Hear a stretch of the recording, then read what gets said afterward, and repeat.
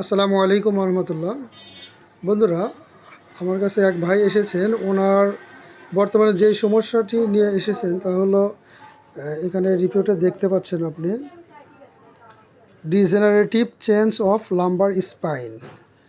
এই রিপোর্ট নিয়ে পরে ব্যাখ্যা করব। প্রথমে আগে ওনার থেকে শুনবো উনি কী ধরনের সমস্যায় ভুগতেছেন এবং কীভাবে সমস্যাটি হচ্ছে, এই জিনিসটা আমরা জানবো। এটা 4 মাস আগে হয়েছে। আচ্ছা, কীভাবে হলো? এটা হয়েছে, আমি বোঝা নিয়েছিলাম, বোঝা নিয়ে আমি জাকি খাইছিলাম, আচ্ছা গর্তে পড়ে গেছিলাম। আমি বোঝাটা ধীরে ধীরে ফালাই আমি মুখ সামাতে পড়ে গেছিলাম। আচ্ছা পরে এখান থেকে আবার কিছুক্ষণ পরে আমি বস্তাটা উঠাই আবার নিচ্ছি। আচ্ছা এখান থেকে আমার ব্যথাটা শুরু হয়েছে, ব্যথাটা আবার ভালো হইতেছে। মানে আপনি পড়ে যাওয়ার পরে আপনি এই জায়গায় ব্যথা পান, হ্যাঁ? এই জায়গায় ব্যথা পান। আচ্ছা, এখানে একটু চাপ দিলে ব্যথা লাগে, হ্যাঁ? আচ্ছা, ঠিক আছে, বসেন এখন। এই জিনিসটাই ওই জায়গাটা থেকে একটু ব্যথাটা জায়গায় জায়গায় সরে গেছে সম্ভাবনা হয় আমার কাছে। আচ্ছা, ঠিক আছে, এখন এখানে কি সমস্যাটা বোঝা গেছে। আচ্ছা, আপনার এই সমস্যাটা কখন মানে বাড়ে আর কি, কি করলে বাড়ে?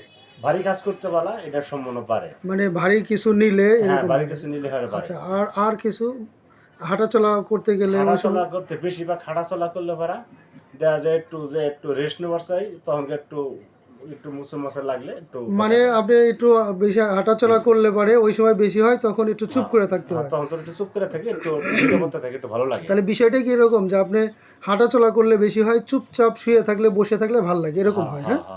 আচ্ছা, ঠিক আছে। আর সামনের দিকে ঝুঁকলে সমস্যা হয়? সামনে ঝুঁকলে পরা তখন ওই যে একটু ওই হাড়ের মধ্যে একটু চাপ লাগে, আচ্ছা আচ্ছা আচ্ছা, যাতা লাগে, তখন একটু ব্যথা করে। ওকে ওকে, ঠিক আছে, ধন্যবাদ আপনাকে। বন্ধুরা, রুগীর মুখ থেকে আমরা শুনলাম। এখন আমরা এই রিপোর্টের বিশ্লেষণ করব। এই রিপোর্টে উনি কী ধরনের সমস্যায় ভুগতেছেন সে বিষয়টি আপনার সাথে শেয়ার করব, এবং এই রুগী কী মেডিসিন, সম্ভাব্য কী মেডিসিন হতে পারে, সবাই ইনশাল্লাহ কমেন্টে জানাবেন।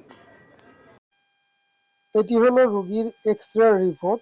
চলুন দেখা যাক এই রিপোর্টে রুগীর কী কী সমস্যা রয়েছে। রিপোর্টে রুগীর দুটি সমস্যা রয়েছে। একটি হলো লাম্বার লর্ডোসিস। এটি হলো কোমরের হাড়ের স্বাভাবিক বাঁক কিছুটা সোজা হয়ে গেছে। এটা সাধারণত মাংসপেশির টান, ব্যথা বা স্পাজমের কারণে হতে পারে। দ্বিতীয় আরেকটি সমস্যা রয়েছে, তা হলো lumbar spondylosis with osteophytes L3 to L5। কোমরের মেরুদণ্ডের L3 to L5 বয়সের কারণে ক্ষয়জনিত পরিবর্তন হয়েছে এবং তার সাথে হাড়ের অতিরিক্ত বৃদ্ধি রয়েছে, যাকে বোন স্পার বলে থাকে। এটি মূলত যে কারণে হয়ে থাকে তা হলো আঘাত বা ইনজুরি, মেরুদণ্ডে দীর্ঘদিনের চাপ, ভারী কাজ করা, বেশি ঝুঁকে কাজ করা, ওজন বেশি থাকা, এই কারণে হয়ে থাকে।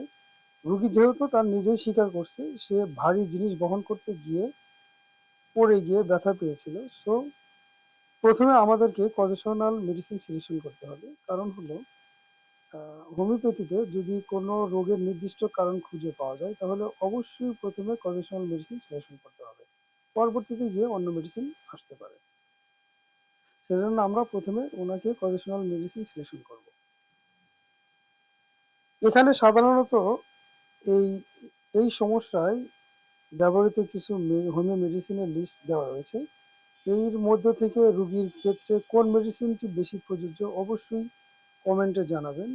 আর পরবর্তীতে কোমরের হাড় ক্ষয় এবং হাড় বৃদ্ধি কি, কেন, কার্যকরী হোমিওপ্যাথি চিকিৎসা নিয়ে বিস্তারিত আলোচনা করব। আলোচনাটি দেখার আমন্ত্রণ রেখে এখানেই শেষ করছি। সবাই ভালো থাকবেন, সুস্থ থাকবেন, পেজটি ফলো দিয়ে সাথেই থাকুন। আল্লাহ হাফিজ।